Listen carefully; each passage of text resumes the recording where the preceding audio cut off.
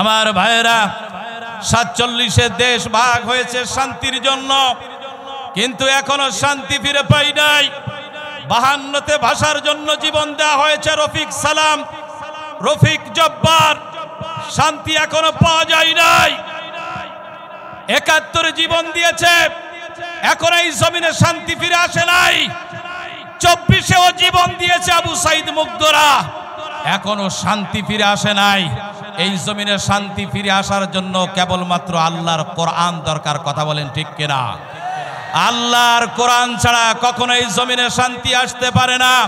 অমবিল মুসলমান, আল্লাহর জমিনে আল্লাহর দ্বীন কায়েম করার জন্য এটা কোনো দলের কোনো দাবি নয়, এটা ঈমানের দাবি, এটা আল্লাহর দাবি, এটা কোরআনের দাবি।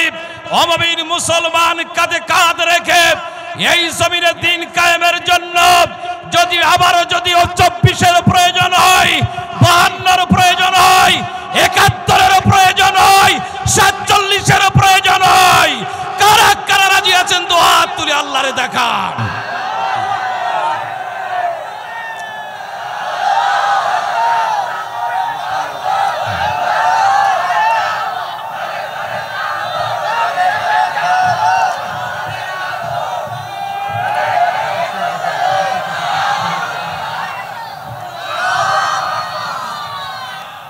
আজ ইতিহাস থেকে শিক্ষা নিতে হবে।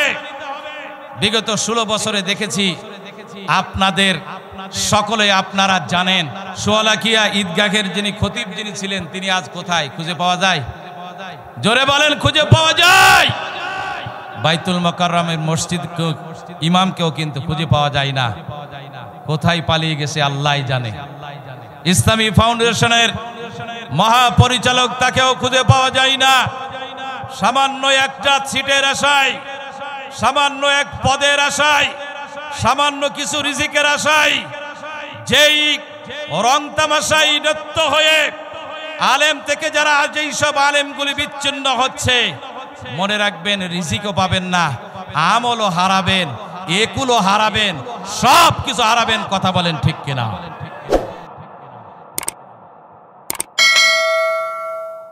আপনাদের সামনে মহাকালের মহাবিশ্বই মহাগ্রন্থ আল কোরআনুল কারীমের সূরা বাকারার 85 নম্বর আয়াত আমি তেলাওয়াত করেছি। এই আয়াতের মধ্যে আল্লাহ রাব্বুল আলামিন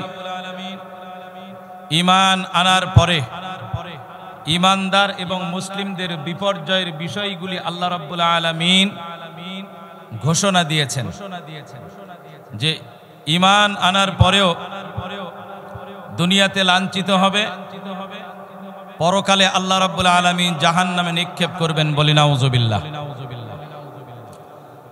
আল্লাহ রাব্বুল আলামিন কোরআনে কারীমের মধ্যে জানিয়ে দিলেন, আফাতুমিনুনা বিবাদিল কিতাবি ওয়া তাকফুরুনা বিবাদ ফামা জাযাউ মান ইয়াফআলু যালিকা মিনকুম ইল্লা খিজিয়ুন ফিল হায়াতিদ দুনিয়া। আল্লাহ পাক বললেন, কুরআনুল কারীমের কিছু অংশ তোমরা মানবে আর কিছু অংশ তোমরা মানবে না। এমনটি যদি তোমরা করতেই থাকো, আল্লাহ রাব্বুল আলামিন ওই সব ঈমানদার মুসলমানদেরকে আল্লাহ রাব্বুল আলামিন দুনিয়ায় লাঞ্ছিত করবেন, বঞ্চিত করবেন। ওয়া ইয়াউমাল কিয়ামাতি রাদ্দুনা ইলা শাদ্দিল আযাব। শুধু দুনিয়াতেই শাস্তি পাবে না, পরকালেও আল্লাহ রাব্বুল আলামিন তাকে জাহান্নামে নিক্ষেপ করে জাহান্নামের শাস্তি দিবেন। বলি নাউযুবিল্লাহ। আল্লাহর বান্দাগুলি দুনিয়াতে যেগুলি কর্ম করেন, প্রত্যেকটি কর্মের বিষয় আল্লাহ রাব্বুল আলামিন পরিজ্ঞাত। মানুষের অন্তর যা যা যা কিছু কল্পনা করে, এই কল্পনাও আপনার আমার মালিক আল্লাহ পাক জানেন। বলি সুবহানাল্লাহ। আজকের এই পৃথিবীতে মুসলমানদের ঈমানদার হওয়ার পরেও এরা শিরক ছাড়ে নাই। ঈমানদার হওয়ার পরেও এরা এখনো নামাজ ধরতে পারল না। মুসলমান হওয়ার পরেও আজও এরা সুদ থেকে ফিরে থাকলো না। ঈমানদার হওয়ার পরেও গুনাহ ছাড়তে পারল না, ইমানদার হওয়ার পরেও নামাজে গেল না, ইমানদার হওয়ার পরেও হজ ফরজ হওয়ার পরেও হজে গেল না। আল্লাহ রাব্বুল আলামিন তাদেরকে উদ্দেশ্য করে বললেন, শুধু ঈমান আনলেই হবে না, আল্লাহ পাক তাদেরকে অবশ্যই পরীক্ষা করবেন। দুনিয়াতেও আল্লাহ পাক পরীক্ষা করবেন, পরকালেও পরীক্ষা করবেন। আল্লাহ রাব্বুল আলামিন এই মানব বিপর্যয়ে, দুনিয়াতে যারা বিপর্যয় হবে, বিপর্যস্ত হবে, আল্লাহ রাব্বুল আলামিন তাদেরকে কেবল দুনিয়াতে শাস্তি দেবেন না, পরকালের শাস্তি তাদের জন্য রেখেছেন। সম্মানিত ভাইরা আমার, আজকে আমার আলোচনার মূল বিষয়বস্তু হলো মুসলমানদের বিপর্যয়ের মূল কারণটা কি। বিপর্যয়ের অনেকগুলি কারণ রয়েছে। ৯২% মুসলমানদের দেশে আজ আমরা দলে দলে বিভক্তিতে, বিভিন্ন জাতি গোষ্ঠীতে ইসলাম পালন করি, কিন্তু বলেন তো ৯২% মুসলমানদের দেশে যে আল্লাহকে বিশ্বাস করি, যে রাসূলকে বিশ্বাস করি, সে আল্লাহ এবং রাসূলের মতে আমরা এবং দেশ চলে কিনা? চলে? চলে না। তাহলে মুসলমানদের বিপর্যয়ের অনেকগুলি কারণ রয়েছে। ১ নম্বর কারণ হলো আল্লাহর বিধান থেকে বিমুখ হওয়া। ১ নম্বর কারণ হলো আল্লাহর বিধান থেকে বিমুখ হওয়া। আল্লাহ রাব্বুল আলামিন জানিয়ে দিলেন, ওয়ামান আ'রাদা আন যিকরি ফাইন্না লাহু মাঈশাতান দানকাও ওয়া নাহশুরুহু ইয়াওমাল কিয়ামাতি আ'মা। যারা আমার জিকির থেকে দূরে থাকবে, যারা আমার আইন থেকে দূরে থাকবে, যারা আমার কোরআন থেকে দূরে থাকবে, যারা আমার বিধান থেকে দূরে থাকবে, যারা আমার নীতিমালা থেকে দূরে থাকবে, আল্লাহ পাক বললেন তাদেরকে আমি কাল কিয়ামতের ময়দানে অন্ধ করে তুলব, আর দুনিয়াতে একটা শাস্তি দেব, যে শাস্তি হলো জীবনটা সংকীর্ণ করে দেব। ওমান আ'রাদা আন যিকরি ফাইন্না লাহু মাঈশাতান দানকা। জীবনের সম্পদ থাকবে, ভোগ করতে পারবে না, অনেক প্রাচুর্য থাকবে কিন্তু শান্তি পাবে না। বহুতলা বিল্ডিং থাকবে, এসির মধ্যে ঘুমাবে কিন্তু শান্তি পাবে না। এর মূল কারণ হলো আল্লাহর বিধান থেকে দূরে থাকা, আল্লাহর আইন থেকে দূরে থাকা। মানুষ এতটাই নির্বোধ, আল্লাহর বিধানকে, আল্লাহর প্রেসক্রিপশনকে মানতে চায় না। কিন্তু যখন অসুস্থ হয়, সামান্য অসুস্থ হওয়ার পরে হাসপাতালে যায়, এই হাসপাতালে যাওয়ার পরে ১,০০০ টাকা টিকিট কেটে ডাক্তার যেগুলি পরামর্শ দেয়, এই পরামর্শগুলি সুস্থ থাকার জন্য সেই পরামর্শগুলি শোনে। কিন্তু আল্লাহ রাব্বুল আলামিন এমন এক প্রেসক্রিপশন দিলেন, এমন এক বিধান দিলেন, এই প্রেসক্রিপশন শুধু দুনিয়াতে শান্তি নয়, এই প্রেসক্রিপশন মানার কারণে আল্লাহ পাক ওই বান্দাকে জান্নাত পর্যন্ত দিয়ে দিবে। কোরআনের মধ্যে আল্লাহ রাব্বুল আলামিন সব কিছু দিয়েছেন। ওয়া নুনাজ্জিলু মিনাল কুরআনি মা হুয়া শিফাউ ওয়া রাহমাতুল লিল মুমিনিন। এই কোরআন আমি নাজিল করেছি শিফা স্বরূপ, রহমত স্বরূপ মুমিনদের জন্য। অথচ কোরআন কোথায় আর আমরা কোথায়? একটু ভেবে চিনতে দেখুন। কারণ হলো আপনার আমার প্রাণ পাখি কখন জানি উড়ে যাবে। কত মানুষ দুনিয়া থেকে বিদায় নিয়ে চলে যাচ্ছে প্রতিনিয়ত। একটি বার চিন্তা করে দেখুন, আপনার আমার কখন জানি ডাক চলে আসবে। আসবে না? কখন জানি ডাক চলে আসবে, আমরা কেউ কিন্তু জানি না।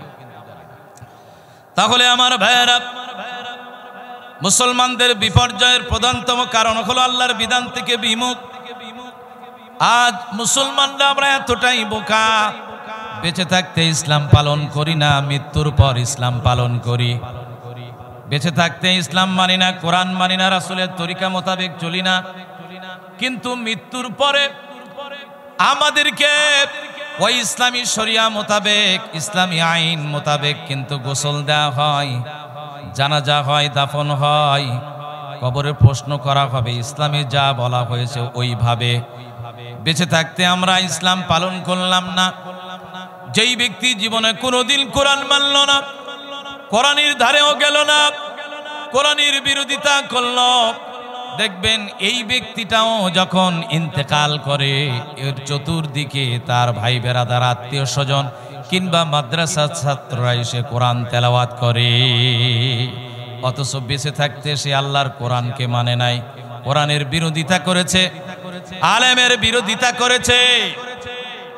আল্লাহ রাব্বুল আলামিন জানিয়ে দিলেন, তুমি জীবদ্দশায় ইসলাম পালন করলে না, আর মৃত্যুর পর ইসলাম পালন করতে এসেছো, আর তোমাকে দিয়ে পালন করানো হচ্ছে। কারণ ইন্তেকালের সঙ্গে সঙ্গে সকল আমলগুলি তার বন্ধ হয়ে যায়। বেঁচে থাকতে আপনি পর্দা করলেন না, অথচ মৃত্যুর পর পর্দা শুরু হয়ে গেল। পর্দা করে গোসল, পর্দা করে কবরে নামানো। অথচ এই মহিলাটি বেঁচে থাকতে পর্দা করে নাই, এমন মহিলা আছে না নাই? জোরে বলেন, আছে না নাই? বেঁচে থাকতে পর্দা করে নাই, মৃত্যুর পর মুখ দেখানো বন্ধ। খবরদার, হুজুরের ফতোয়া, পর পুরুষকে দেখানো যাবে না। কিন্তু বেঁচে থাকতে একটা পুরুষও বাদ ছিল না দেখা। কি হবে মৃত্যুর পরে? পর্দা করে। কি হবে মৃত্যুর পরে? ইসলাম পালন করে। কি হবে? দেখা যায় আমাদের সমাজে ইন্তেকালের পরে পুরুষ মানুষের মাথায় টুপি পরিয়ে দেওয়া হয়, অথচ বেঁচে থাকতে টুপি তো পরেই নাই, মসজিদে তো যাই নাই। যারা টুপি পাঞ্জাবি পরেছে এদের বিরোধিতা করেছে। আমার ভাইরা, শুধু তাই নয়, আশ্চর্য হয়ে যাবে। এই যে আমার পিছনে একটা মসজিদ আছে, নয়ন ভাই সাক্ষী, বিশাল বড় মাহফিলের আয়োজন করেছিলেন। মান্দার আবুল কালাম আজাদ আসার কথা ছিল, হাজার হাজার টাকা খরচ করে মাহফিল আঞ্জাম। সুমন ভাই ডেকোরেশন করলেন, সব কিছু করলেন, কিন্তু হঠাৎ করে সকালবেলা এসে বলল মাহফিল আর হবে না। কথা বলেন ঠিক কিনা? যারা এই মাহফিল বন্ধ করল আজকে তারা কোথায়? যারা এই মাহফিল যারা আজকে বন্ধ করলো, সেই সময় বন্ধ করলো। বেশি বাড়াবাড়ি কিন্তু ভালো নয় আমার ভাইয়েরা, বেশি জুলুম কিন্তু ভালো নয়। আলোচনা করতে গিয়ে আমি বলে থাকি, দাঁত বেশি শক্ত না জিহ্বা বেশি শক্ত? দাঁত বেশি শক্ত, কিন্তু আমার ভাইয়েরা দাঁতের মধ্যে গোস্ত ঢুকে যায়। দেখবেন জিহ্বা এত বেশি উপকার করে, ঠেলে ঠেলে এই গোস্তগুলি কিন্তু বের করে দেয়। কোথায় কোন জায়গায় গোস্ত ঢুকলো সেই জায়গায় জিহ্বা পৌঁছে যায়, সেখান থেকে খুঁটরিয়ে খুঁটরিয়ে গোস্ত বের করে দেয়। এত উপকার করে জিহ্বায়ে, পরিশেষে দেখবেন এই দাঁতেই কিন্তু জিহ্বাকে কামড় বসিয়ে দেয়। এই সমাজে যাদের উপকার করবেন, কিছু মানুষ আছে এমনি করে আপনাকে কামড় বসিয়ে দেবে, কিন্তু তাদের জানা উচিত দাঁত বেশি শক্ত, জিহ্বা নরম। কিন্তু এবার বলেন তো, দাঁতের আগে পতন হয় না জিহ্বার আগে পতন হয়? দাঁতের আগে পতন হয়। যারা জুলুম করে, যারা নির্যাতন করে, যারা মানুষের প্রতি স্টিম রোলার চালায়, আল্লাহ রাব্বুল আলামিন এই জমিন তাদেরকে বরদাস্ত করেন না। সময়ের ব্যবধানে আল্লাহ রাব্বুল আলামিন তাদের পতন ঘটিয়ে দেন। আমরা দেখেছি আফগানিস্তানে রাশিয়া আমেরিকা থেকে সৈন্য এসেছিল, টিকে থাকতে পারে নাই। আশরাফ ঘানির পতন হয়েছে। যাদের প্রতি জুলুম করা হয়েছে ওই মাজলুমরা বিজয়ী হয়েছে। আল্লাহু আকবার। সিরিয়াতে বাশার আল আসাদ একজন জালিম, তার পতন হয়েছে। মাজলুমের বিজয় হয়েছে, মুসলমানদের বিজয় হয়েছে। বাংলার জমিনও দেখেছেন, 1 বছর পূর্বে পার হয়ে গেল, জালিমের পতন হয়েছে, মাজলুমের বিজয় হয়েছে। ওয়ামাকারু ওয়ামাকারাল্লাহ ওয়াল্লাহু খায়রুল মাকিরিন। আল্লাহ পাকের সঙ্গে ওরা বাড়াবাড়ি করে, চক্রান্ত করে। আর আল্লাহ রাব্বুল আলামিন সুকৌশলী। আজকে তারা কোথায়? বিবেক খাটিয়ে দেখুন, এই জমিনের উপর যারা অত্যাচার করবে, জুলুম করবে, আল্লাহ রাব্বুল আলামিন সময়ের ব্যবধানে তাদেরকে ধ্বংস করে দেবেন। বলি আল্লাহু আকবার। সম্মানিত ভাইরা আমার, মুসলমানদের বিপর্যয়ের অনেকগুলি কারণের মধ্যে অন্যতম কারণ হলো আল্লাহর বিধান থেকে বিমুখ। আমরা বেঁচে থাকতে ইসলাম পালন করি না, মৃত্যুর পরে কিন্তু ইসলাম পালন করি, কিন্তু এই ইসলাম দিয়ে আমাদের পরকালে কোনো কাজে লাগবে না। তিনটি অপরাধ কখনো করবেন না। কয়টি অপরাধ? তিনটি অপরাধ কখনো করবেন না। এক নাম্বার হলো শিরক করা যাবে না। এক নাম্বার কি? শিরক করা যাবে না। যারা শিরক করে যতই আমল করুক না কেন, কোনো আমল আল্লাহ রাব্বুল আলামিন কবুল করবেন না। বলি নাউজুবিল্লাহ। দুইটি দৃষ্টান্ত দিলেই বুঝবেন।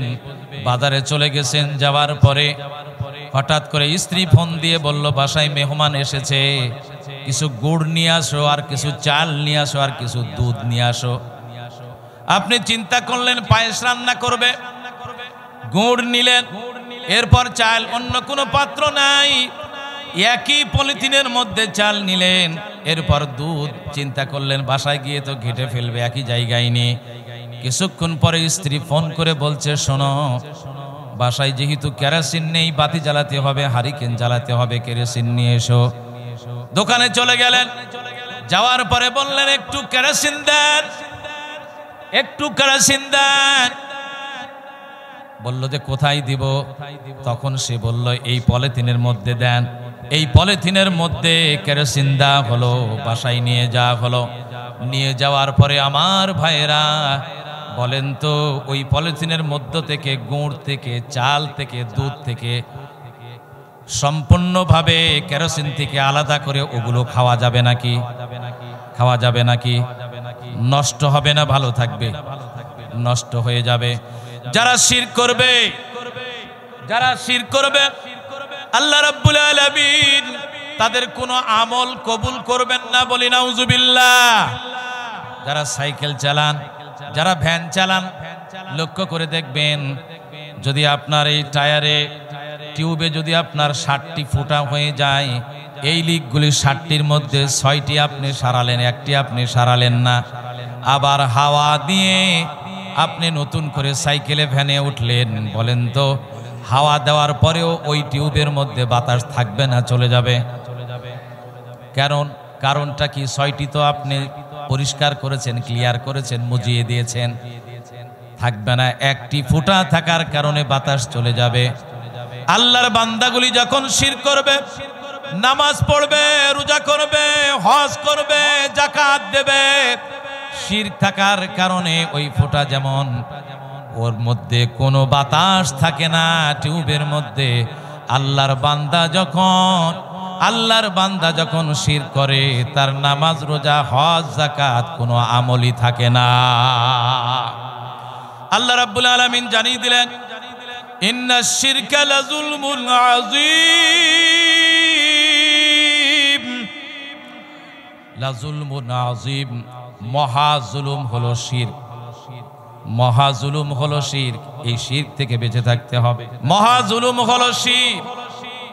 3টি অপরাধ থেকে বাঁচতে হবে। 1 নাম্বার হলো শিরক।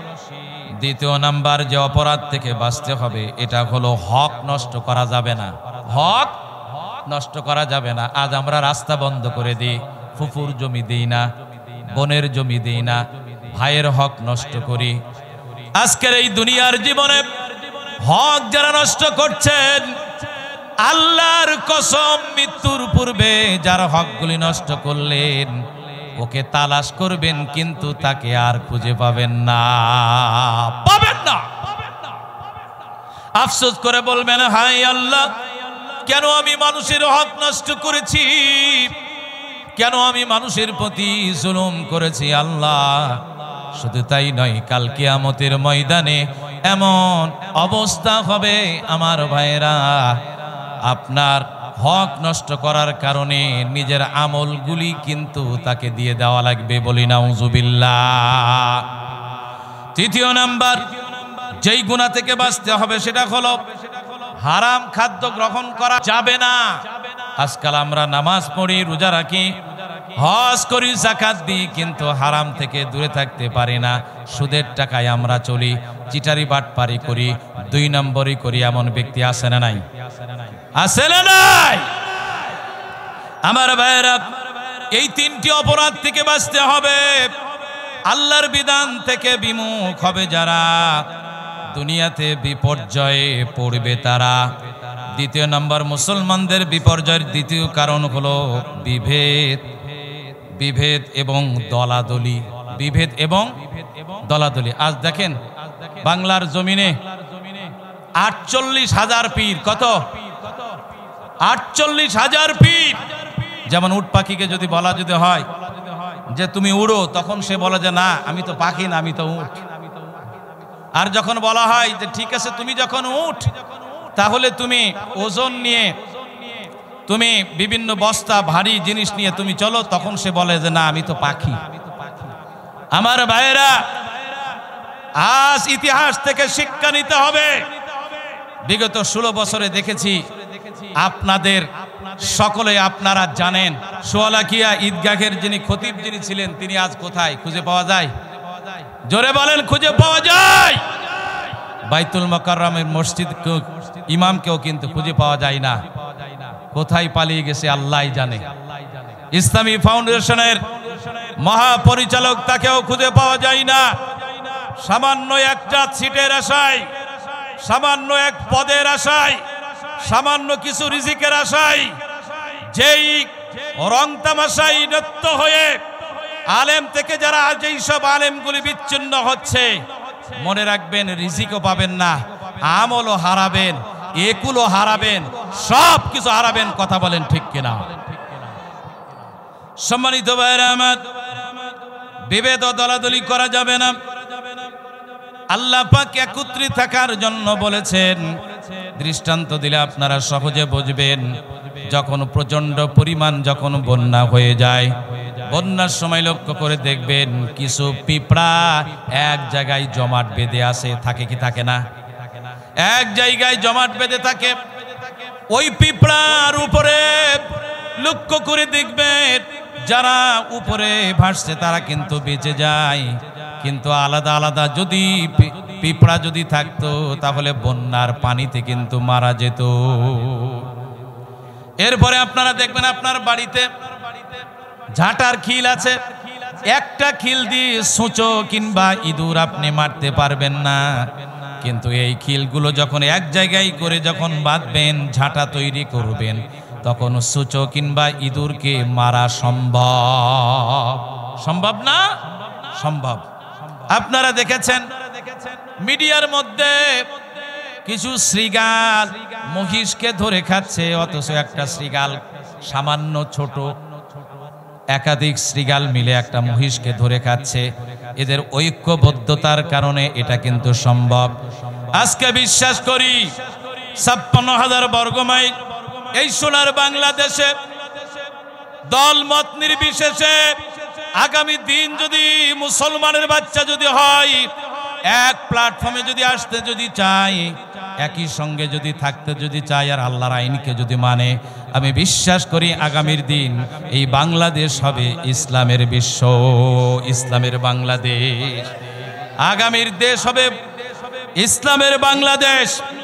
অমমিন মুসলমান সেই বাংলাদেশ উপহার দেওয়ার জন্য যদি ডাক আছে, ইনশাল্লাহ সেই ডাকে সাড়া দেওয়ার জন্য রাজি আছি তো ইনশাল্লাহ।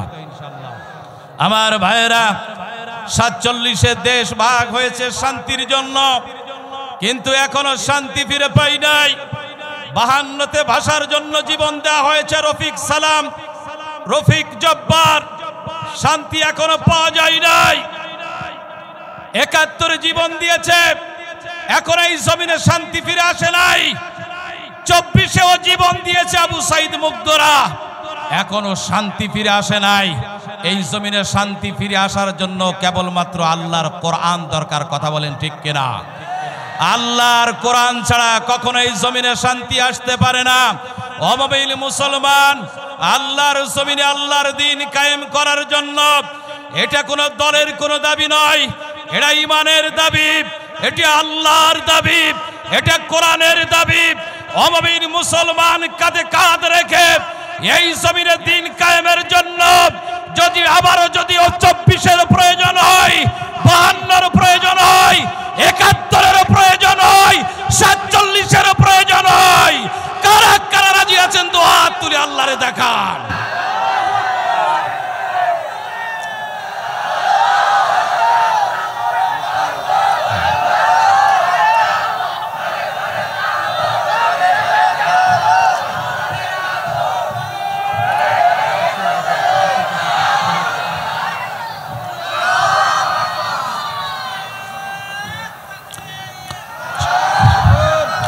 সম্মানিত ভাইরা আমার, আওয়ামী লীগ মূল্যও কিন্তু যেটা দিয়ে জানাজা পড়ানো হয়, বিএনপি মূল্য যে দিয়ে জানাজা পড়ানো হয়, জামাত চরমোনায় পড়লে হয় একই নিয়মে জানাজা পড়ানো হয়। কথা বলেন ঠিক কিনা? আমার ভাইয়েরা বলতে চাই, এই জমিন হলো শহীদ ওলিয়া উলিয়ার জমিন, শহীদ গাজীর জমিন। এই জমিন ইনশাআল্লাহ একদিন ইসলামের পতাকা পথ করে উঠবে ইনশাআল্লাহ।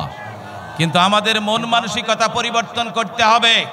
দলের মধ্যে আমরা আটকা পড়ে থাকলে হবে না, আমাদেরকে আটকা পড়ে থাকতে হবে কোরআনের কাছে। কোরআন কি বলছে? কথা বলেন ঠিক কিনা? কোনো বিভেদ থাকা যাবে না, কোনো দলাদলি করা যাবে না। মুসলমানদের বিপর্যয়ের 3 নম্বর কারণ হলো অন্যায় ও নৈতিকতার অবক্ষয়। আজ এই জমিনে কত অন্যায় হয়, কত জুলুম হয়, আমরা নিজেরা পরিবর্তন হয় না, আমল সংশোধন করি না, দিনের পথে চলি না। আল্লাহ রাব্বুল আলামিন জানিয়ে দিলেন, ইন্নাল্লাহা লা ইউগাইরু মা বিকওমিন হাত্তা ইউগাইরু মা বিআনফুসিহিম। আল্লাহ রাব্বুল আলামিন বললেন, ততক্ষণ পর্যন্ত ওই জাতির ভাগ্য আমি পরিবর্তন করি না যতক্ষণ পর্যন্ত সে তার নিজের ভাগ্য পরিবর্তন না করে। আমরা নিজেরাই নিজেদের ভালো চাই না। কথা বলেন ঠিক কিনা? শুধু চাই দলের ভালো। কথা বলেন ঠিক কিনা? এই দলের চিন্তা ভাবনা থেকে বের হয়ে আসতে হবে কোরআনের কাছে। এই কোরআন যা বলছে সেটা আমাদের মানতে হবে। কথা বলেন ঠিক কিনা? আমার ভাইয়েরা, অন্যায় ও নৈতিক অবক্ষয় আজ আমাদের সমাজে আপনারা দেখেছেন, গত কয়েকদিন পূর্বে এত মানবিক বিপর্যয় হয়েছে। 70 বছরের একটা বৃদ্ধা নারীকে পর্যন্ত গাইবান্ধায় ধর্ষণ করা হয়েছে। এ কি মানুষ না জানোয়ার? কথা বলেন, মানুষ না জানোয়ার? আবার এই জমিনে পীর ওলিয়া উলিয়ার জমিনে পর্ণ তারকাও কিন্তু বের হচ্ছে, বলি নাউজুবিল্লাহ। কি কথা বলেন ঠিক কিনা? এরা মানুষ না, এরা উলাইকা কালানআমি বাল হুম আদাল, এরা জন্তু জানোয়ারের চাইতে নিকৃষ্ট। কথা বলেন ঠিক কিনা? আমার ভাইরা, নৈতিক কতটা অবক্ষয় হয়েছে দেখেন। আজ আমরা যেই সব বাবাগুলি মেয়েদের জন্য জীবন দিয়ে দিই, যেই মেয়েগুলি বাবাদেরকে এত ভালোবাসে, এই বাবারা জাহান্নামী হয়ে যায় ভালোবাসার পরেও। কোন সময় গিয়ে জাহান্নামী হয় জানেন? যখন সম্পদ দিতে লাগে ছেলেকে দেয় আর মেয়েকে বিতাড়িত করে, অবহেলা করে, বঞ্চিত করে। কথা বলেন ঠিক কিনা? তুমি তোমার মেয়েকে যতই ভালোবাসো না কেন, যতই মুখে মুখে আদর দাও না কেন, তোমার সম্পদ যখন তুমি তোমার ছেলেকে দিবে, আল্লাহর বিধান মোতাবেক তোমার মেয়েকেও দিতে হবে। তুমি নামাজি হও, গাজী হও, আল্লাহওয়ালা হও, হজ করো, এরপর তুমি যদি তোমার মেয়েকে তুমি যদি ঠকাও, তোমার জাহান্নাম ছাড়া কোনো উপায় থাকবে না। জাহান্নাম ছাড়া কোনো উপায় থাকবে না। আমাদের এই নৈতিক অবক্ষয়, না ছেলের জন্য কিছু করে যায়, ছেলের জন্য কিছু করা লাগবে, বলি নাউজুবিল্লাহ। সম্মানিত ভাইয়েরা আমার, শুধু তাই নয়, নৈতিক অবক্ষয় এতটাই হয়েছে আজ এই জমিনে চাঁদার জন্য, চাঁদা না দেওয়ার অপরাধে হত্যা পর্যন্ত করে। কথা বলেন ঠিক কিনা? 24 গণ আগস্টে এই যে শহীদ হয়েছিল রাজশাহীর জমিনে আলী রায়হান, আবু সাঈদ মুগ্ধ, চাঁদাবাজদের দ্বন্দ্বের জন্য কিন্তু তারা কিন্তু বুকের তাজা রক্ত ঢেলে দেয় নাই। কথা বলেন ঠিক কিনা? ও মুমিন মুসলমান, আপনি একটু চিন্তা করে দেখুন, আপনি যে মানুষের কাছে যে অন্যায় করছেন, জুলুম করছেন, চাঁদাবাজি করছেন, মানুষ হত্যা করছেন, মনে রাখবেন এই জুলুম আল্লাহ রাব্বুল আলামিন সহ্য করবেন না, কারণ আপনাকেও ওই কবরে যেতে হবে। কথা বলেন ঠিক কিনা? এখন যারা জুলুম করেছিল তারা বলছে হায় আফসোস, কেন আমরা এরকম দুর্নীতি করেছি, যদি বাদাম বিক্রি করে যদি খেতাম তাহলে অনেক ভালো থাকতাম। কথা বলেন ঠিক কিনা? আমার ভাইয়েরা, মানুষের আজ নৈতিক এত অধপতন হয়েছে, শয়তান মানুষের কর্মকাণ্ড দেখে বলছে যে আমি পদত্যাগ করলাম, কারণ আমার চাইতে বড় শয়তান এখন তুই হয়ে গেছিস। ঠিক কিনা বলেন? আমার ভাইয়েরা, মানুষের এই বিপর্যয়ের হাত থেকে একটি পথ, সেটা হলো কোরআন। একটি পথ কি? কোরআনের পথ। এই বিপর্যয়ের হাত থেকে বাঁচার জন্য কোরআন ছাড়া কোনো উপায় নাই। বিপর্যয়ের অন্যতম কারণ, চতুর্থ কারণ হলো দুনিয়ার প্রতি অতিরিক্ত আসক্ত। আল্লাহ রাব্বুল আলামিন জানিয়ে দিলেন, বাল তুসিরুনাল হায়াতাদ দুনিয়া ওয়াল আখিরাতু খায়রুন ওয়া আবকা। বরং তারা দুনিয়ার জিন্দেগিতে প্রাধান্য দেয়, আর আল্লাহ পাক বলছেন ওয়াল আখিরাতু খায়রুন ওয়া আবকা, তোমার পরকালীন জিন্দেগি হলো খায়রুন, উত্তম এবং স্থায়ী। বলি আল্লাহু আকবার। দুনিয়ার জীবন কয়দিনের আমার ভাইয়েরা? দুনিয়ার জীবন আমাদের কয়দিনের? সম্মানিত উপস্থিতি, সম্পদ থাকতে হবে। এর আগেও আমি আপনাদের বলেছি, অন্যায় কায়দায় এই সম্পদ থাকার চাইতে না থাকা হাজার গুণ ভালো। বলি আল্লাহু আকবার।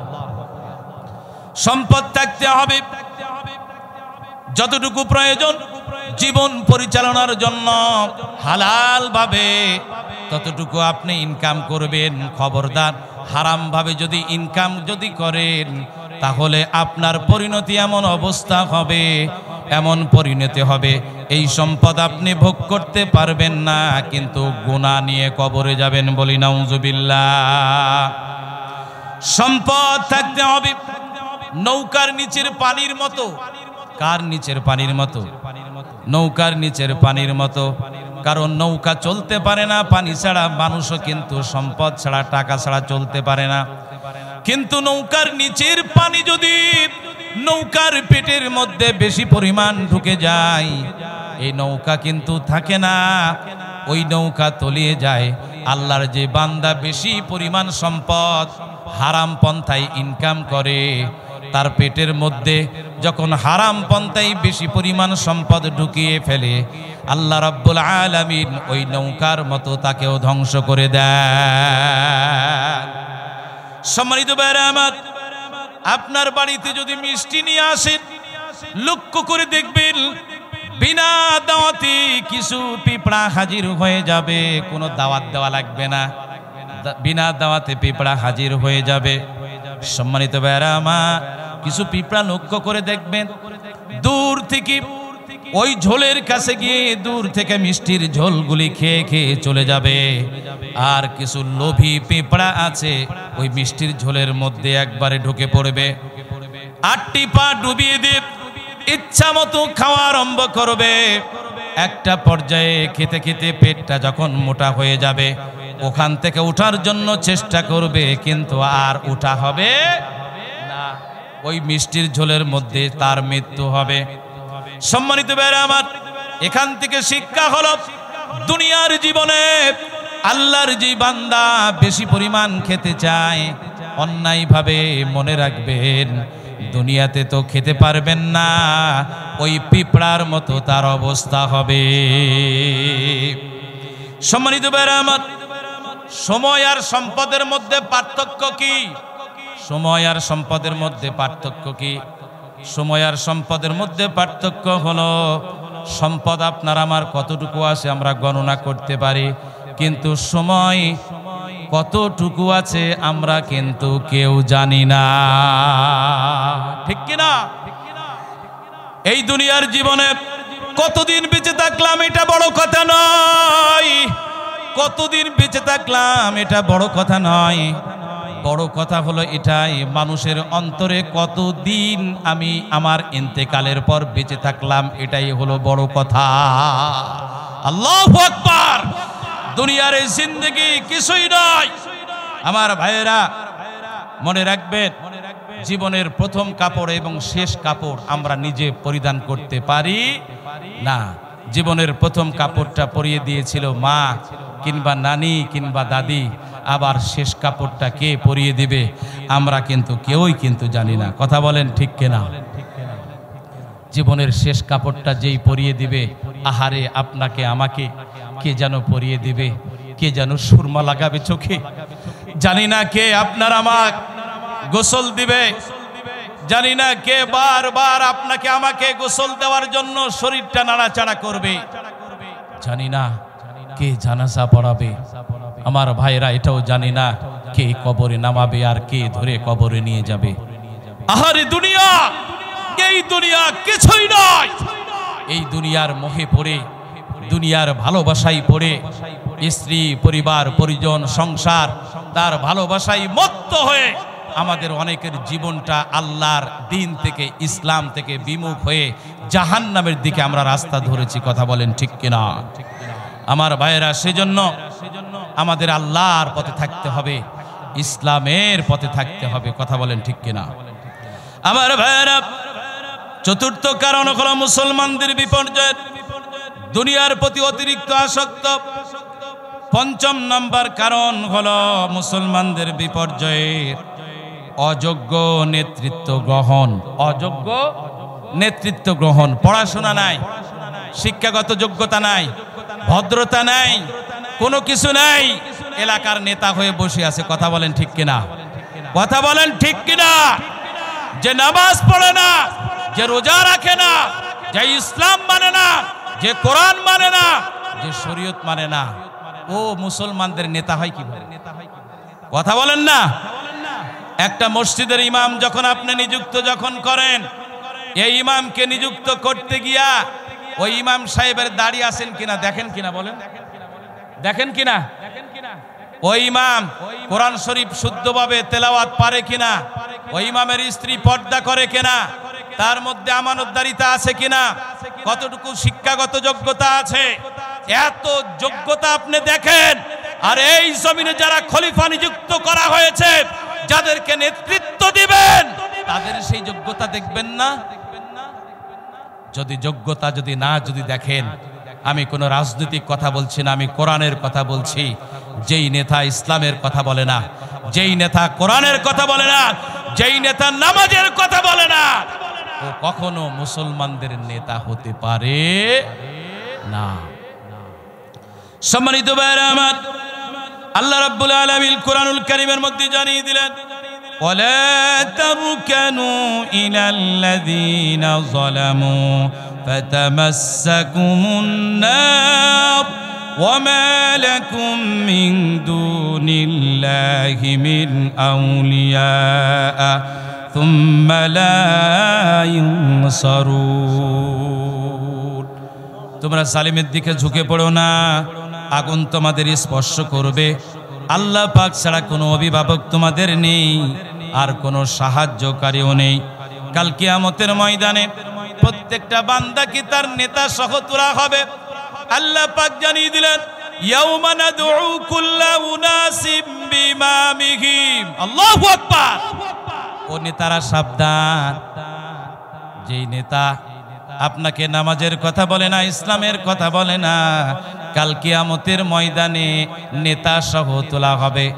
যেই নেতা বিশ্ব নবীর আদর্শ মানে না, যেই নেতা শরীয়ত মানে না, যেই নেতা রাসূলের তরিকা মানে না, ওই নেতা সহ তোলা হবে। জাহান্নাম ছাড়া কোনো উপায় থাকবে না।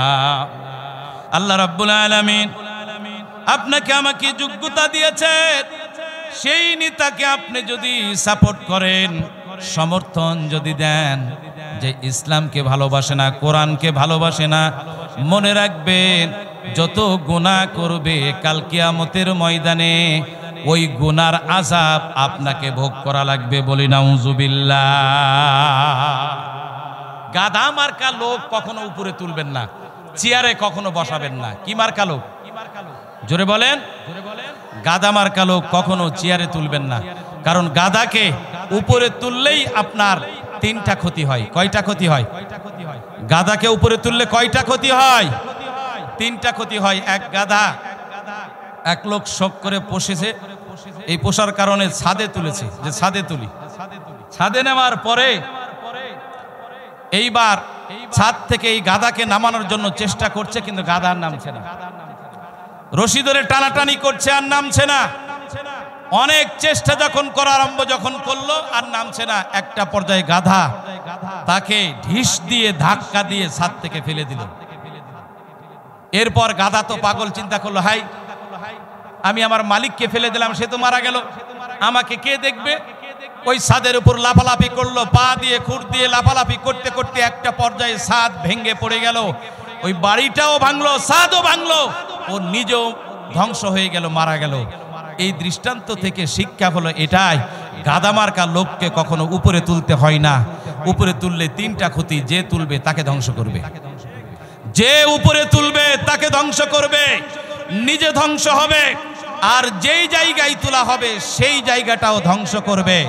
অবাবাইরে মুসলমান, আগামীর দিন এই বাংলার জমিনে কোরআনের আলোয় আলোকিত হোক, এটা আমরা চাই। কথা বলেন ঠিক কিনা? আমার ভাইয়েরা, অনেক কিছু দেখেছি, ইসলাম আমরা দেখি নাই। অনেক কিছু দেখেছি, কোরআন আমরা দেখি নাই। অনেক কিছু দেখেছি, আল্লাহর বিধানকে দেখি নাই। আগামী দিনটা কাটছে আবারও টেকনাফ থেকে তেতুলিয়া, রূপসা থেকে পাতুরিয়া, সুন্দরবন থেকে বান্দরবন, 56,000 মাইল কোরআনের আলো আলোকিত করার জন্য যদি ডাক আসে, যদি বুকের তাজা রক্ত ঢেলে দেওয়ার প্রয়োজন হয়, কারা কারা রাজি আছেন তো হাত তুলে আল্লাহরে দেখান।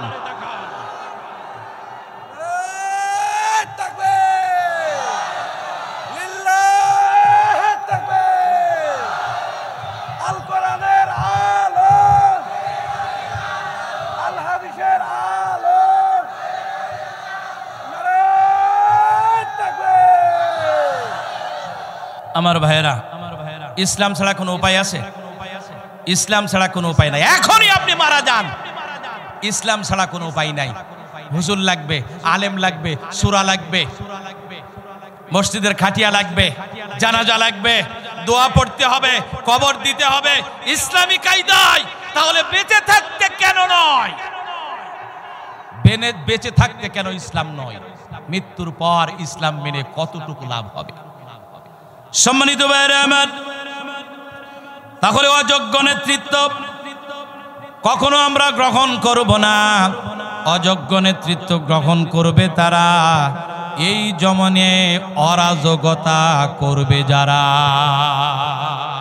যারা অরাজকতা করতে চায়, বিশৃঙ্খলা করতে চায়, যারা মদ খেতে চায়, তারাই কেবল অযোগ্য নেতৃত্ব গ্রহণ করবে। কথা বলেন ঠিক কিনা? আমার ভাইয়েরা, মুসলমানদের বিপর্যয়ের 6 নম্বর কারণ হলো, সেটা হলো জিহাদ ও দ্বীনের কাজ ছেড়ে দেওয়া। জিহাদ ও দ্বীনের কাজ ছেড়ে দেওয়া। সম্মানিত উপস্থিতি, জিহাদ মানে বুঝি হলো লাঠি সোটা বোমা টোমা নিয়ে আঘাত করা। আল্লাহর কসম, জিহাদ মানে হলো আল্লাহর কোরআন এই জমিনে প্রতিষ্ঠা করার জন্য প্রাণান্তকর চেষ্টা করা। আপনার বাড়ির পাশে, আপনার সমাজে, আপনার রাষ্ট্রে আল্লাহর বিধান চালু করা, মানুষকে বোঝানো, অন্যায় কাজ থেকে বিরত রাখা, এটাই হলো লড়াই করা, জিহাদ করা, প্রাণান্তকর চেষ্টা করা। অথচ এই জমিনে আমরা জিহাদের কথা কিন্তু ভুলে গেছি। জিহাদ থেকে আমরা অনেক দূরে, আমরা শান্তি চাই, কিন্তু জিহাদ ছাড়া কখনো শান্তি আসবে না। ইনসাফ প্রতিষ্ঠার পরিকল্পনাই হলো জিহাদ। সম্মানিত উপস্থিতি, আল্লাহ রাব্বুল আলামিন জান্নাত দিবেন, কিন্তু দেওয়ার আগে দেখবেন যে এই ব্যক্তি দুনিয়াতে জিহাদ করেছেন কিনা। আল্লাহ রাব্বুল আলামিন জানিয়ে দিয়েছেন, আফা হাসিবতুম আন তাদখুলুল জান্নাহ ওয়ালাম্মা ইয়া'লামিল্লাহুল্লাযীনা জাহাদু মিনকুম ওয়া ইয়া'লামাস সাবিরিন।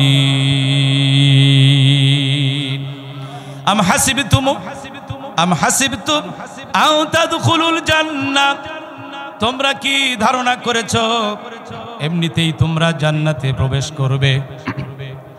ওয়ালাম্মা ইয়া'লামিল্লাহুল্লাযীনা জাহাদু মিনকুম, আল্লাহ রাব্বুল আলামিন কি দেখবেন না তোমাদের মধ্যে কে জিহাদ করেছিল? আল্লাহ রাব্বুল আলামিন দেখে নেবেন তোমাদের মধ্যে কে জিহাদ করেছিল আর কে সবর করেছিল। সম্মানিত ভাইরা আমার, মনে রাখতে হবে আল্লাহর এই জমিনে জিহাদ ছাড়া কখনোই এই জমিন শান্ত হতে পারে না, এই জমিন কখনো শান্তি ফিরে পেতে পারে না। আল্লাহর এই জমিনে যদি আপনার শান্তি পেতে চাই, কোরআনী কায়দায় ইসলামী জিহাদের কোনো বিকল্প নাই। বিকল্প আছে? জিহাদ মানে মানুষকে আঘাত করা নয়, জিহাদ মানে মানুষকে কষ্ট দেওয়া নয়, জিহাদ মানে হলো মানুষের শান্তি ফিরিয়ে দেওয়া। বলি আল্লাহু আকবার। আমার ভাইয়েরা, এই জিহাদ আমরা মন থেকে ছুড়ে ফেলে দিয়েছি, কিন্তু মুসলমানদের ক্যান্টনমেন্ট তো মসজিদ হওয়ার কথা বলেন ঠিক কিনা? মুসলমানদের ক্যান্টনমেন্ট কি? অনেকে বলে থাকেন যে মসজিদে সেখানে রাজনৈতিক কথা হবে কেন? আমার ভাইয়েরা, ইতিহাস বিশ্বনবী জনাবে মুহাম্মদুর রাসূলুল্লাহ সাল্লাল্লাহু আলাইহি ওয়াসাল্লামের জীবনী থেকে দেখেন, মসজিদে নববী থেকে সব কিছু পরিচালনা করা হয়েছে। মসজিদ থেকে রাজনীতি পরিচালনা করা জায়েজ কিনা জানি না, তবে এটা জানি মসজিদ থেকে আল্লাহর জমিনে আল্লাহর দ্বীন কায়েমের জন্য চেষ্টা করা হলো ফরজ। মুসলমানদের ক্যান্টনমেন্ট হলো মসজিদ, আর মুসলমানদের আপনার হেলমেট হলো মসজিদের গম্বুজ, আর মুসলমানদের মসজিদের মেহরাব হলো অস্ত্রাগার, আর মুসলমানদের আমার ভাইয়েরা মসজিদের মুসল্লিরা হলো সৈন্য। কথা বলেন ঠিক কিনা? এটাই হলো ইসলামের নীতি, এটাই হলো আমাদের ইসলাম, এটাই হলো আল্লাহর বিধান। যতদিন থাকবে যান, এটাই হলো আমরা মানবো ইনশাআল্লাহ। রাজি আছি তো ইনশাআল্লাহ? ও মুমিন মুসলমান, মসজিদ হলো মুসলমানদের ক্যান্টনমেন্ট। মসজিদ কি? মসজিদ মুসলমানদের ক্যান্টনমেন্ট, আর মসজিদের মেম্বার হলো মুসলমানদের অস্ত্রাগার, আর গম্বুজ হলো মুসলমানদের হেলমেট, আর মুসল্লিরা হলো মুসলমানদের সৈন্য। এটাই হলো আমাদের ইসলাম। এর জন্য দিতে পারি আমাদের জান কুরবান। কথা বলেন ঠিক কিনা? আমার ভাইয়েরা, এই জমিনে দিন কায়েম হোক, সত্য কায়েম হোক, কিন্তু মনে রাখতে হবে জালিমরা উকি মারছে বিভিন্ন কায়দায়, তারা আবার এই জমিনে ফেরার জন্য অনেক চক্রান্ত করছে। কথা বলেন ঠিক কিনা? মনে রাখতে হবে কাঁধে কাঁধ রেখে দল মত নির্বিশেষে জালিমকে পতন ঘটানোর জন্য সকলের অবদান আছে, কিন্তু আবার যখন ফিরতে যখন চাই, আমি বলতে চাই যত ছাত্রদেরকে হত্যা করা হয়েছে সেই ছাত্রদেরকে ফিরিয়ে দেওয়া হোক। আমার ভাইয়েরা, শুধু তাই নয়, 93 বিলিয়ন ডলার বাংলার জমিন থেকে পাচার করা হয়েছিল, সেই অর্থগুলি ফিরিয়ে দেওয়া হোক। 57 জন চৌকো সেনা সদস্যকে হত্যা করা হয়েছিল, তাদের জীবন ফিরিয়ে দেওয়া হোক। শুধু তাই নয়, বেগমপাড়া বাড়ি করা হয়েছে টাকাগুলি লুট করে, ব্যাংক লুট করে, সেই টাকা ফিরিয়ে দেওয়া হোক। শাপলা চত্বরে আলেমদেরকে হত্যা করা হয়েছিল, সেই সব মাসুম বাচ্চা আলেমদেরকে ফিরিয়ে দেওয়া হোক। কোরআনের পাখি আল্লামা সাইদিকে ফিরিয়ে দেওয়া হোক, আলী রায়হানকে ফিরিয়ে দেওয়া হোক। যদি ফিরিয়ে দেওয়া যদি না হয়, তাহলে তোমরাও ফিরার জন্য দুঃসাহস দেখাবে না। কথা বলেন ঠিক কিনা? কারণ এই জমিন তোমরা রক্তাক্ত করেছো, অতএব তোমাদের তওবা করে তাবলীগে গিয়ে, মসজিদে গিয়ে আবার ইসলামে ফিরে আসতে হবে। কথা বলেন ঠিক কিনা? নচেত বাংলার জমিনে তোমাদের ঠাঁই হবে না। আমার এই কথার সঙ্গে কারা কারা রাজি আছেন? দুহাত তুলে আল্লাহরে দেখান। আলোচনা করছিলাম মুসলমানদের বিপর্যয়ের কারণ। 7 নাম্বার মুসলমানদের বিপর্যয়ের কারণ হলো মুরব্বী ও মা বাবার বদদোয়া। এই সমাজে আছে না নাই? মুরব্বিও মা বাবার বদদোয়া। মুরব্বীদের এখন যুবক ছেলেরা তো মানেই না, কথা বলেন ঠিক কিনা? মুরব্বীর সামনে দিয়ে যায় আর এইভাবে সিগারেট ধরে টান মারে উপর দিকে তাকিয়ে দেখে, মুরব্বীকে দেখায়, দেখো আমার ধোঁয়া কত দূর যায়। কথা বলে ঠিক কিনা?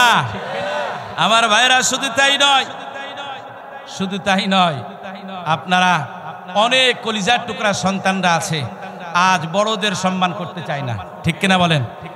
অথচ আগে দেখা যেত মুরব্বী মানুষ দেখলে সালাম দিত, সম্মান করত। আজ মোড়ের পাশ দিয়ে মুরব্বীরা চলে যায়, নামাজি ব্যক্তি চলে যায়, ছোট ছোট বাচ্চাগুলি সালাম কালাম পর্যন্ত করে না, ঠিক কিনা বলেন? মুসলমানদের এই বিপর্যয়গুলি আমাদের হাত থেকে এসেছে, আমাদের কর্মকাণ্ড থেকে এসেছে। মুরব্বী ও মা বাবার বদদোয়া মুসলমানদের বিপর্যয়ের অন্যতম কারণ। এলাকার ওই ছেলে সবচাইতে বেশি ভদ্র, যেই ছেলের মধ্যে 3টি গুণ আছে, সবচাইতে গ্রহণযোগ্য, সবচাইতে ভালো, সবচাইতে ভদ্র ছেলে হলো ওই যার 1 নাম্বার গুণ যে বড়দের সম্মান করে। বলি আল্লাহু আকবার। রাসূলুল্লাহ সাল্লাল্লাহু আলাইহি ওয়াসাল্লাম বলেছেন, লাইসা মিন্না মাল্লাম ইউআক্কির কাবীরানা, যেই ব্যক্তি বড়দের সম্মান করে না সে আমার উম্মত না, ঠিক কিনা বলেন? এই যুবক, তোমার বড় যারা তাদেরকে তোমার সম্মান দেখাতে হবে, বিশ্বনবী বলেছেন। বলি আল্লাহু আকবার। দ্বিতীয় নাম্বার, আপনার সমাজে, আপনার পরিবারে ওই ছেলেটি সবচাইতে যোগ্য, ভালো। আপনার মেয়ের বিয়ের জন্য যেই ছেলেকে আপনি খুঁজছেন 3টা যোগ্যতা দেখেন, আপনার মেয়ে সুখে থাকবে, কোনো বালা মুসিবত হবে না, আল্লাহ পাক রহমত এবং বরকত দিয়া ভরপুর করে দেবেন। এই সমাজের যোগ্য ছেলে, ভদ্র ছেলে হলো তারা 1 নাম্বার মুরব্বী দেখলে সম্মান করে যারা। দ্বিতীয় নাম্বার হলো যে নেশা থেকে মুক্ত। কি থেকে মুক্ত? নেশা থেকে মুক্ত। এখনকার যুবকরা তো নেশা করে না, করে? আহারে, কয়েকদিন আগে লালন সাহেব দেখেছেন, ছোট ছোট ছেলে মেয়ে সবাই গিয়ে সমানে কলকি টানতেছে, কথা বলেন ঠিক কিনা? হাইরে টানা! পুলিশ দাঁড়িয়ে আছে, দেখলাম পুলিশ দাঁড়িয়ে আছে ইচ্ছা মতো, মনে হচ্ছে যে আখেরাতে সবই পাবে কিন্তু এই জিনিস পাবে না। বলি নাউজুবিল্লাহ। ও কলিজার টুকরা সন্তান, আল্লাহ পাক এটা হারাম করেছেন। ইন্নামাল খামরু ওয়াল মাইসিরু ওয়াল আনসাবু ওয়াল আজলামু রিজসুম মিন আমালিশ শাইতান, এটা শয়তানের কাজ। মদ, জুয়া, ভাগ্য নির্ধারক তীর, দেবদেবী সব হলো শয়তানের কাজ। যেই ছেলেটা কলিজার টুকরা সন্তান নেশা করে, ওর শরীরে শক্তি থাকে না, কিছুদিন মহারাজা থাকে, কারণ গাঁজা খায়, ঠিক কিনা বলেন? ও খুব রাজা থাকে, কিন্তু কিছুদিন পর যায় গিয়ে দেখা যায় মাজায় আর শক্তি নাই। এই গাঁজাখোরদের এই অবস্থা। মনে রাখবেন, মনে রাখবেন, যেই কলিজার টুকরা সন্তানটি নেশাগ্রস্ত, এই সন্তান দিয়ে ভবিষ্যৎ জাতি, রাষ্ট্র কোনো কিছু উপকার হবে না। রাত 12টার পরে রাস্তায় পড়ে থাকবে, গাছে গিয়ে ধাক্কা খাবে আর বলবে যে এই সাইড দে, কথা বলে ঠিক কেনা? আমার ভাইয়েরা, এই নেশা থেকে দূরে থাকতে হবে। যোগ্য যুবক হলো 3টা গুণ থাকবে যোগ্য যুবকের। 1 নাম্বার বড়দের সম্মান করতে হবে, সম্মান করে। দ্বিতীয় নম্বর যে নেশা থেকে দূরে থাকে। 3 নাম্বার যেই যুবক ফজরের নামাজে মসজিদে হাজির হয়। কোন নামাজে? ফজরের নামাজে। আপনার মেয়েকে বিয়ে দেওয়ার জন্য সরকারি চাকরি নয়, আপনার মেয়েকে বিয়ে দেওয়ার জন্য অনেক জায়গা জমি নয়, আপনার মেয়েকে বিয়ে দেওয়ার জন্য সুন্দর চেহারা নয়। আল্লাহর কসম, যেই কলিজার টুকরা সন্তান যুবক ছেলেটি ফজরের নামাজ আদায় করে, এই ছেলেটা সবচাইতে বড় যোগ্য। বলি আল্লাহু আকবার। কে বলেছেন? আল্লাহ বলেছেন। কে বলেছেন?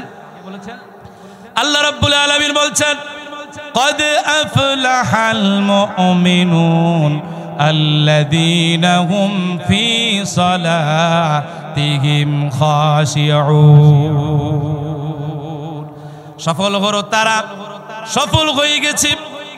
অনেকগুলি বৈশিষ্ট্য আল্লাহ পাক বর্ণনা করেছেন। এই বৈশিষ্ট্যের মধ্যে প্রথম নাম্বার বৈশিষ্ট্য হলো এই বৈশিষ্ট্য, যেই ব্যক্তিটি সলাত আদায় করেছে, যেই যুবকটি সলাত পরিপূর্ণভাবে খুশুভাবে আদায় করেছে, সে সফলের অন্যতম কাঠামোতে উঠে গেছে, বলি আল্লাহু আকবার। এই যে এই মাহফিল অনেক কষ্টের বিনিময়ে মাহফিল, অল্প কিছুক্ষণের মধ্যে প্রধান মেহমান চলে আসবেন, বলি আল্লাহু আকবার। প্রাণ ভরে আমরা আলোচনা শুনব, সেই পরিবেশটা তৈরি করতে হবে। আমার ভাইয়েরা, আলোচনা করছিলাম মুসলমানদের বিপর্যয়ের কারণ। চতুর্থ নাম্বার কারণ হলো মুরব্বী ও মা বাবার বদদোয়া। সম্মানিত উপস্থিতি, আমরা মুরব্বীদের সাথে খারাপ আচরণ করি, মা বাবার সঙ্গেও খারাপ ব্যবহার করি, কথা বলেন ঠিক কিনা? করি না? মাকে দেখতে পারি না, বাবাকে দেখতে পারি না, অথচ চিন্তা করা উচিত আপনার আমার শরীরটা যে গঠন হয়েছে, যে রক্ত গোস্ত চর্বি চামড়া চুল রগ হাড্ডি পর্দা সব কিছু মা বাবার শরীর থেকে এসেছে, বলি আল্লাহু আকবার। সে মা বাবার বদদোয়া যেন না করে, কোনো খারাপ আচরণ মা বাবার সঙ্গে করা যাবে না। আলোচনা করতে গিয়ে বলে থাকি, বাবা হলো বাড়ির ছাদের মতো, বাবা হলো বাড়ির ছাদের মতো। আপনি বাড়ির ছাদ দিয়েছেন, কিন্তু আমার ভাইয়েরা কিন্তু চতুর্দিকে ইটের গাঁথুনি দেন নাই, শুধু ছাদ রেখেছেন। এই ছাদটি হলো বাবার মতো। যেই ব্যক্তির জীবনে, যেই মানুষের জীবনে বাবা বেঁচে আছে, ঝড় বৃষ্টি পানির হাত থেকে বাঁচার জন্য ছাদ যেমন রক্ষা করে, বাবা নামক ছাদ আল্লাহর ওই বান্দাকে বাবার মাধ্যমে রক্ষা করে, বলি আল্লাহু আকবার। আর মায়ের দৃষ্টান্ত হলো ওই ছাদওয়ালা বাড়ি চতুর্দিকে যেই ঘরটি সাজানো হয় ইটের গাঁথনি দিয়ে, ঘরটা সাজানো হয়, ঘরটা সাজানো হয়েছে ইট গেথে চতুর্দিকে। মা আছে, কিন্তু যার মা আছে বাবা আছে, বুঝে নিতে হবে আপনার বাড়ির ছাদও আছে, চতুর্দিকে গাঁথনি আছে, কিন্তু যার মা নাই বাবা আছে, বুঝে নিতে হবে বাড়ির ছাদ আছে কিন্তু চতুর্দিকে গাঁথনি নাই। কিন্তু বুঝে নিতে হবে যার বাবা আছে, বাবা আছে মা নাই, তার বাড়ির চতুর্দিকে গাঁথনি নাই।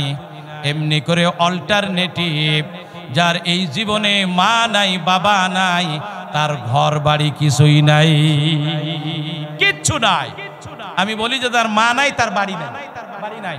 যেই মা বাড়িতে থাকতো আজ মা নাই, সেই বাড়িতে আর যেতে মন চাই না, কথা বলেন ঠিক কিনা? কথা বলেন ঠিক কিনা? মা বাবার মতো দরদি এই পৃথিবীতে আর কেউ হবে?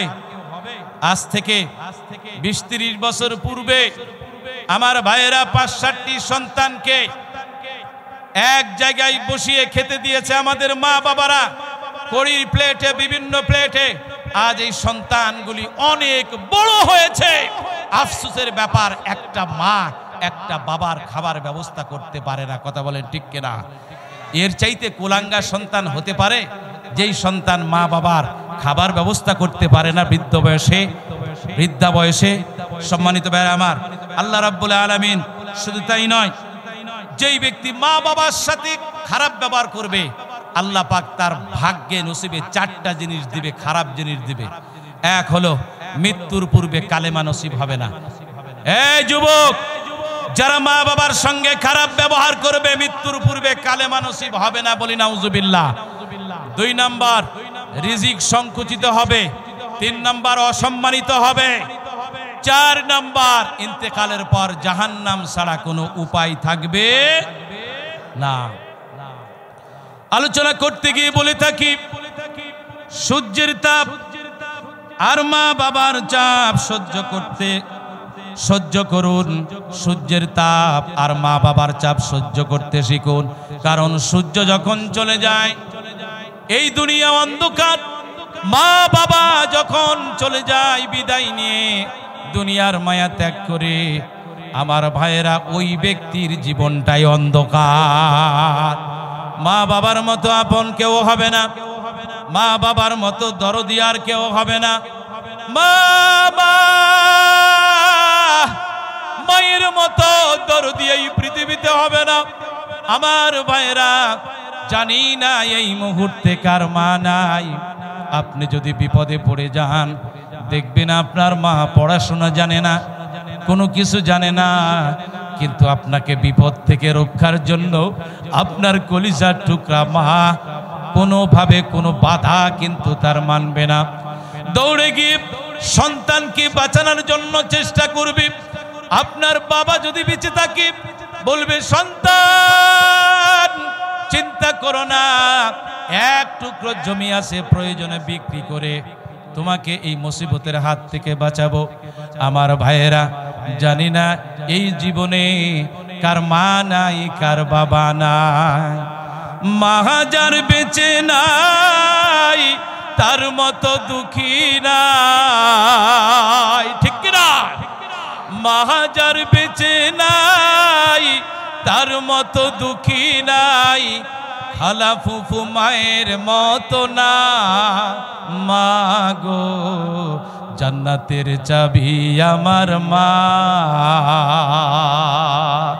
মা যার বেঁচে নাই তার মতো দুঃখী নাই, মা যার বেঁচে নাই তার মতো দুঃখী নাই, খালা ফুফু মায়ের মতো না। না গো জান্নাতের চাবি আমার মা, বেহেশতের চাবি আমার মা। হাইরে মা জননী আমার, হাইরে মা জননী, হাইরে মা জননী আমার, হাইরে মা জননী। মায়ের মতো বাবার মতো আপন কেউ হবে না, কথা বলেন ঠিক কিনা? সম্মানিত ভাইরা আমার, সেই মা বাবার প্রতি অবিচার করা যাবে না। 7 নম্বর পয়েন্ট হলো মুরব্বী ও মা বাবার বদদোয়া। এই যে মা বাবার বদদোয়া সমাজে এই বিপর্যয়ের অন্যতম মূল কারণ। তাই আসুন আমরা মা বাবার যেন দোয়া নিতে পারি। এই যে 7টি বিষয়গুলি আপনাদের সামনে যে আলোচনা করলাম, মুসলমানদের বিপর্যয়ের মূল কারণগুলি, এর হাত থেকে আল্লাহ রাব্বুল আলামিন আমাদের সকলকে হেফাজত করুন। আখলিস দীনাকা ইয়াকফিকাল আমালুল কলিল। আমরা আমল করা শুরু করব সহি শুদ্ধভাবে। আল্লাহ পাক যেন আমাদেরকে নাজাত দান করেন, আল্লাহ পাক যেন আমাদেরকে মাফ করে দেন। সকলে বলি আমিন, সকলে বলি আমিন। আমার ভাইরা, আপনারা সকলে অবগত আছেন আমাদের অনেকের মা নাই, অনেকের বাবা নাই। আলহামদুলিল্লাহ, লিল্লাহি তাকবীর, লিল্লাহি তাকবীর। এ হাজার হাজার মানুষের সামনে আজকের এই আলীগঞ্জ ধন্য, হাজার হাজার মানুষের মধ্যে এই যে কলিজার টুকরা সন্তান হারিয়ে গেছে, এই যে আলহামদুলিল্লাহ, এই যে কি যেন নাম, আবির, আলহামদুলিল্লাহ পাওয়া গেছে। তার বাবার নাম কি? আপেল মাহমুদ ভাই, আপনি এসে আপনার সন্তানকে নিয়ে যান, কান্না করছে। ও আম্মা আছে, আমার মা, আপনারা যে মহিলা প্যান্ডেলে আছেন, আপনার সন্তানের প্যান্ডেলে আছে, লোক পাঠিয়ে নিয়ে যান, কান্না করো না। আলহামদুলিল্লাহ, এমন জায়গায় আসছো তুমি তো ভাইরাল হয়ে যাবে।